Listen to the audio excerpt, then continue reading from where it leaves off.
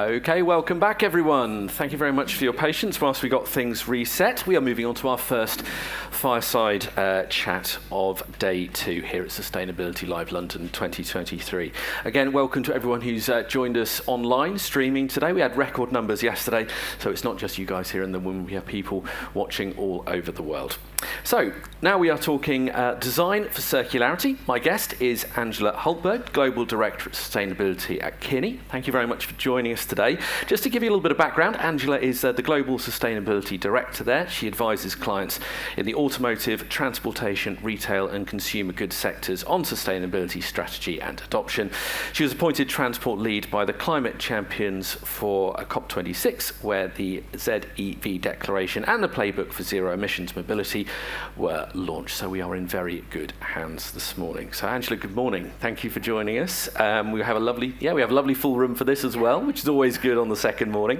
So let's start with a nice open question. So as somebody who works in the management consultancy space, how do you feel you can influence, first of all, sustainability?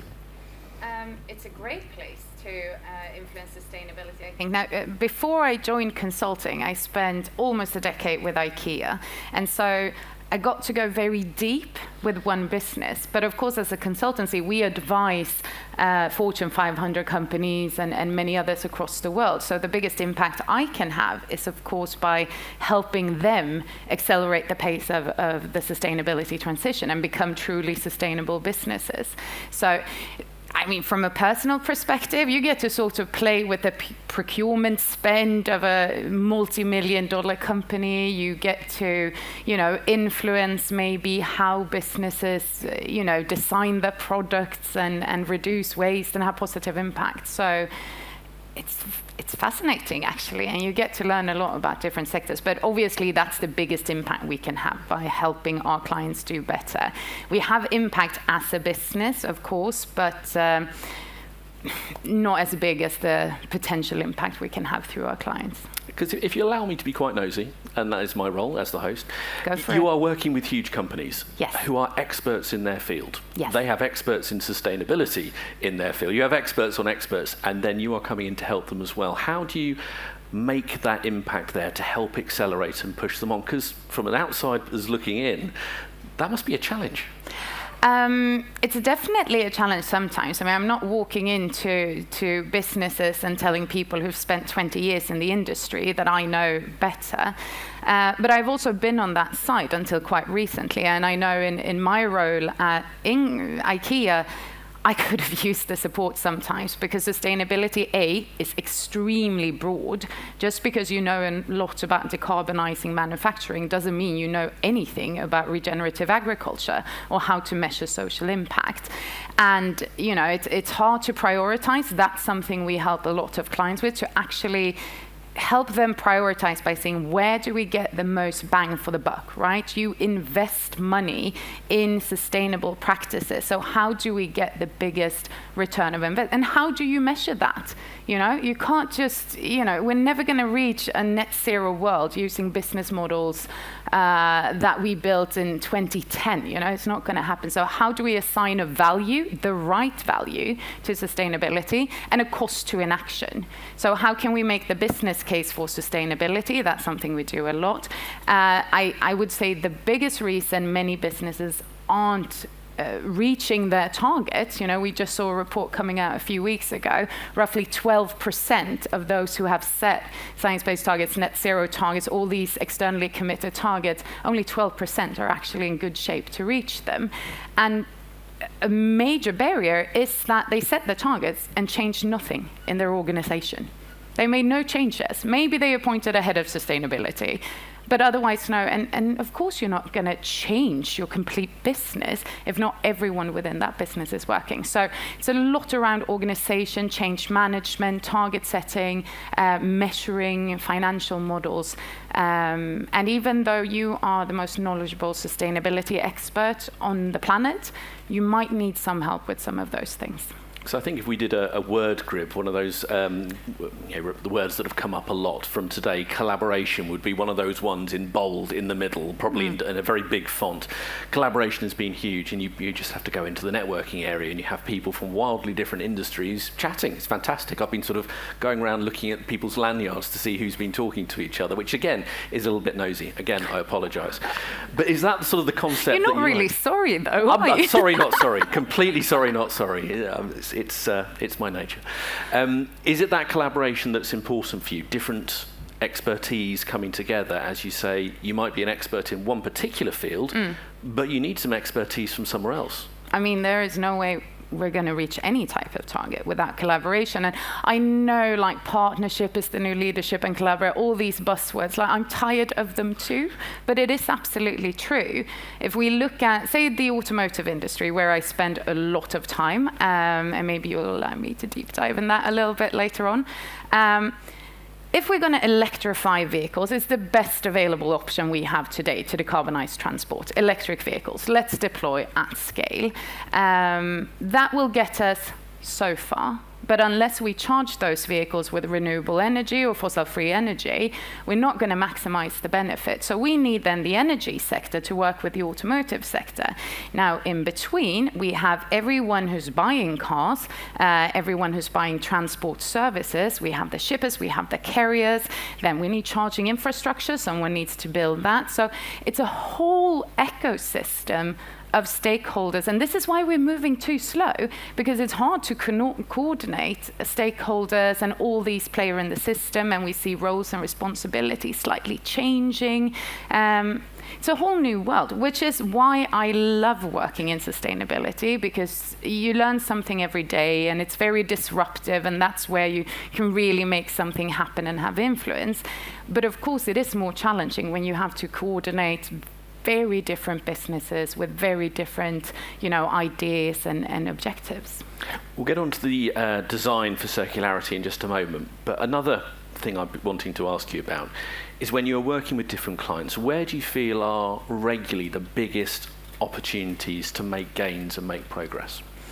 I think in the organization, it's so boring, I know, but like roles, responsibilities, the right KPIs, the right targets, the right processes, the right data, it is crucial, because that's how you accelerate the pace. If everyone in your business, from top management to the construction site, depending on, or the shop floor, whatever your business is, if everyone understands what they need to do to feed into the sustainability targets, if they know what they're expected to do, then you can have, instead of a small sustainability department working on something, you can have thousands of people working on something. Nobody can relate to a net zero 20 whenever target.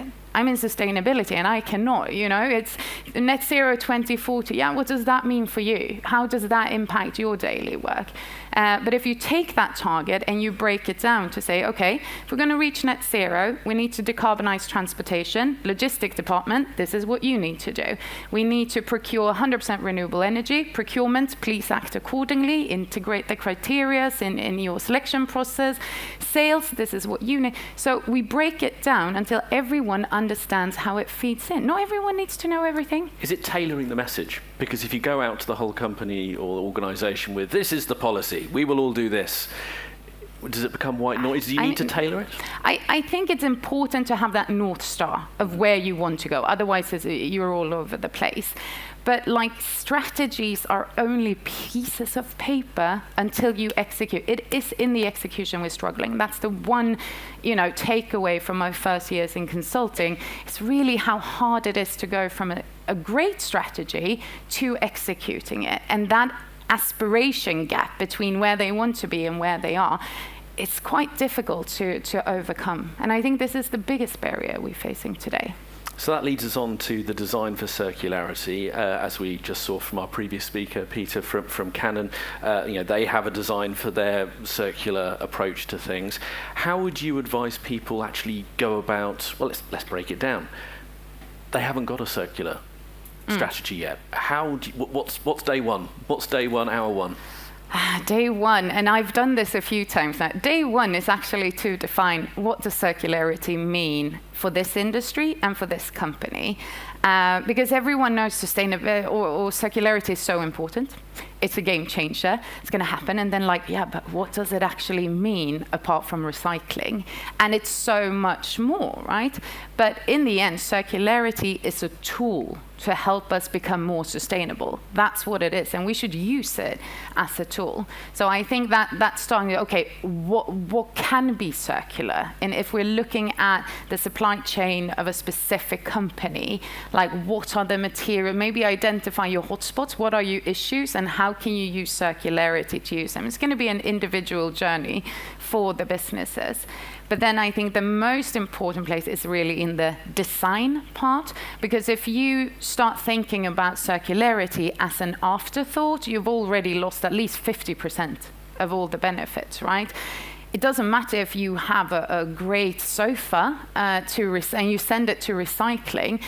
Again, 8 years with IKEA, it is a nightmare because you have textile and you have metal and you have wood all built into one.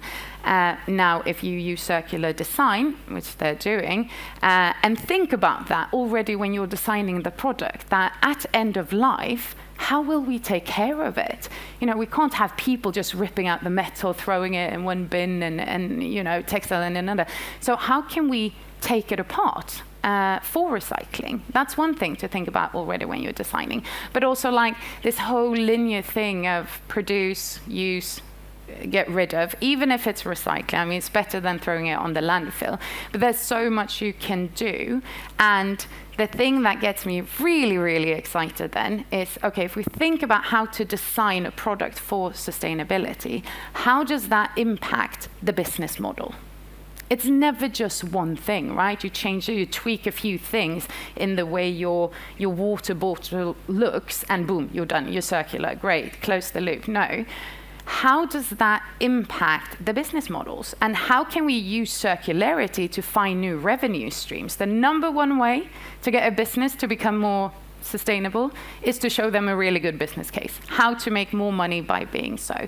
So if we use circular design and circularity as a way of identifying new revenue streams, can you sell spare parts? If you design the product right, can you sell spare parts? Can that be a new stream of revenue? What about the second-hand market? What about upscale? How do we refurbish? Can we do leasing services instead, which will keep the product in use a lot longer? So should we sell cars? If I'm an OEM, should I be selling the car? Should I sell it to you? An electric car with a battery. That battery is worth so much, and you don't know what to do with it. At the end of the day, you'll just sell it super cheap to someone who wants your car. But if I'm an OEM, I know the true value of that battery. I can use it again for other things. But then I need to change my entire business model. So circular design, start there with the design of the products and services, and then use that to identify all the pools of value in your product or service. So very much beginning at the beginning of the product. That is your beginning. It's the same with everything, right? If you think about it later on, it's but now I can't do that because I designed it wrong. Okay, let's go do something else, So always when you design a product, and it's the same for design for sustainability, right? Think about all the parts of life, for that product. If you're doing, a pot or a pan, right? You use the pan to fry some food every now and then you get tired and you throw it. But there's also other things like storage. A pan spends a lot of time in storage, and everyone knows storing a pan is absolutely ridiculous because of, it takes so much space it's not worth it. So think about all the parts of that pan's life and where you could find, the best opportunities.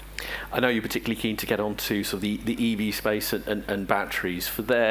Is there massive potential there for you, particularly when it comes to the batteries and the future of that technology? I will say I'm a bit biased because I spent so much time in automotive and transport, but it is a really good example of where circularity can really start disrupting business models, I think. Because today, and I'm hoping not to lose the crowd now that we go into a very specific EV battery circularity strategy. It's very niche. But today we use the battery to move the car. And then once the car's done, we recycle the battery. And it's great that we recycle, but because number one, don't put batteries on landfill, hazardous waste, it's no good. An EV battery, of course, is filled with value, critical minerals. I'm sure most people here, since you're at Sustainability Live, you have a certain interest for sustainability, you'll know it comes with a big social impact, right? All through the supply chain of batteries, we have issues, human rights issues, child labor issues, exploitation issues. There's so many issues, which sort of brings us to the place, make as few as possible, because the impact they have is not great. So we need to fix the supply chain, and we also need as few batteries as possible. But we also want to electrify transport, because we need to also save the planet, right? And we know the number of electric vehicles is increasing, which means the batteries are increasing, which means the energy, the number of kilowatt hours that these batteries represent is growing like this.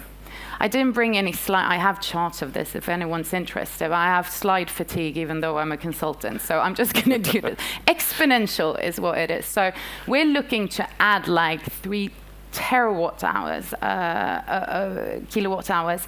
It's a lot.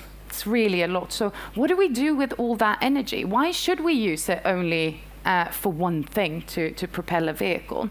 So if you dive into it, then you see like, okay, we have vehicle to grid technology, or V2X really, more than grid.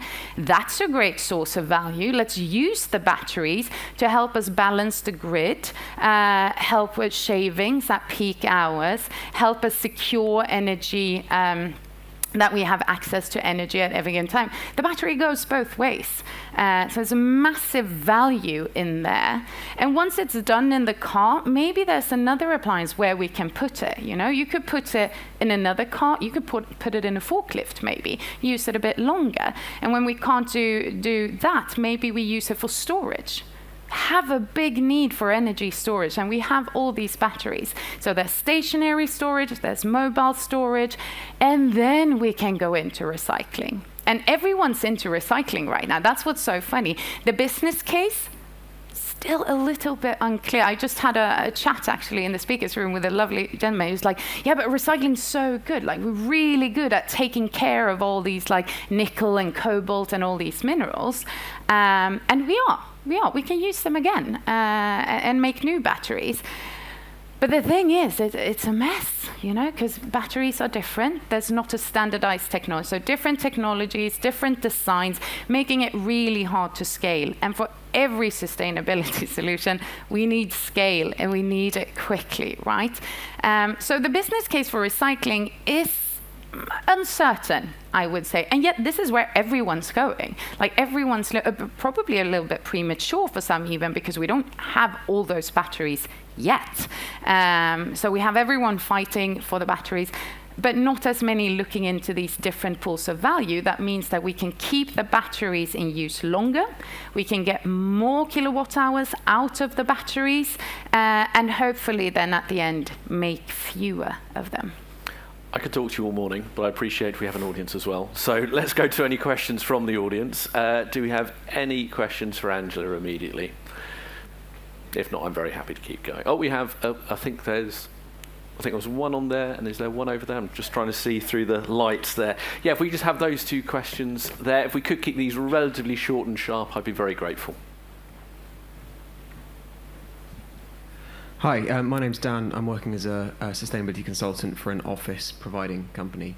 One of the challenges we're looking at with circularity is within the office space there is a lot of, especially with refurbs, there's a lot of different materials and products coming from a lot of different places. In 20 years, let's say, if the building is sold or moved on, how do we then keep that circular system in place if the business, the building change hands? How do we get that vision within the whole, within all the products? And sorry, what products? The building, you mean? As in within the building, how do you input circularity into building design? This is also a great topic, actually. I'm so glad you asked. I mean, there's several ways. Either you, again, design for circularity from the start. Obviously, when building a building, you can incorporate, recycled materials. I'm working actually right now, I have a discussion with a deconstruction company. They are really, really good at tearing buildings down, cleaning everything up, and sell it again to put a new, fantastic business idea to just take waste and sell it at a high price.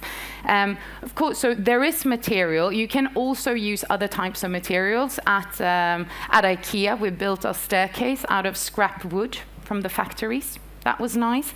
So there's materials to go into. I think BREEAM and LEED standards are really a good place to start to see, okay, how do we build a sustainable building? How do we operate the building in a sustainable way? Again, from design, how do we use water? Can we have grey water in the toilets? Do we need drinkable water in toilets, I ask you? I'm not sure we do.